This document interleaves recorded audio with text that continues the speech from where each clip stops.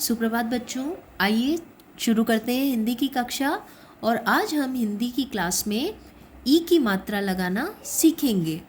यानी कि अभी तक जिस प्रकार आपने आ की मात्रा और छोटी ई की मात्रा वर्णों के साथ लगाना सीखा था और उनसे बनने वाले शब्दों और वाक्यों को पढ़ना सीखा था, उसी प्रकार अब हम बड़ी ई की मात्रा भी लगाना सीखेंगे।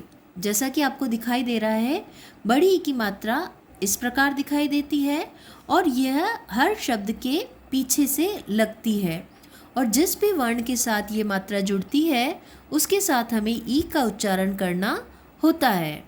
तो आइए इस वर्णमाला में ई की मात्रा जोड़ करके इन वर्णों को पढ़ना सीखते हैं।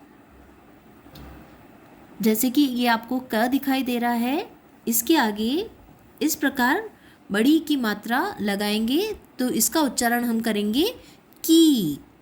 बच्चों, जैसा कि आप जानते हैं कि जब हम छोटी ई की मात्रा आगे से लगाते हैं तो उस वर्ण का उच्चारण हम जल्दी करते हैं। जैसे क में छोटी ई की मात्रा जुड़ी तो की, पर यदि हम अब बड़ी ई की मात्रा लगा रहे हैं तो उस वर्ण का उच्चारण हम लंबा करेंगे, जैसे कि की। इसी प्रकार ख में ई की मात्रा जुड़ी तो खी, ग में ई की मात्रा जुड़ी तो गी, और घ में ई की मात्रा जुड़ी तो घी। और इन अनुस्वार पर हम मात्राएं नहीं लगाएंगे। जैसा कि मैंने आपको सिखाया है, इन शब्दों पे आप मात्राएं बड़ी कक्षा में लगाना सीखेंगे। चलिए आगे हम बढ़ते हैं। और च में ई की मात्रा जुड़ी तो ची, छ में ई की मात्रा जुड़ी तो छी, और ज में जुड़ी तो जी, और झ में जुड़ी तो झी।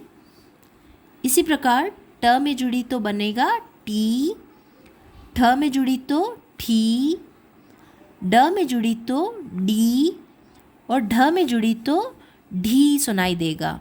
इसी प्रकार त में जुड़ी तो ती, थ में जुड़ी तो थी, द में जुड़ेगी तो बनेगा दी, ध में धी, न में नी, प में पी, फ में ई की मात्रा जुड़ने पर सुनाई देगा फी, और ब में जुड़ने पर बी, भ में जुड़ने पर भी, और म में जुड़ने पर मी, य में जुड़ी तो यी, और र में जुड़ी तो री, ल में ली, और व में जुड़ने पर वी सुनाई देगा। इसी प्रकार श में शी, फिर श में शी, और स से सपेरा में सी, ह में ही। इसी प्रकार क्ष में क्षी, और त्र से त्रिशूल में जुड़ने पर त्रि का उच्चारण हम करेंगे।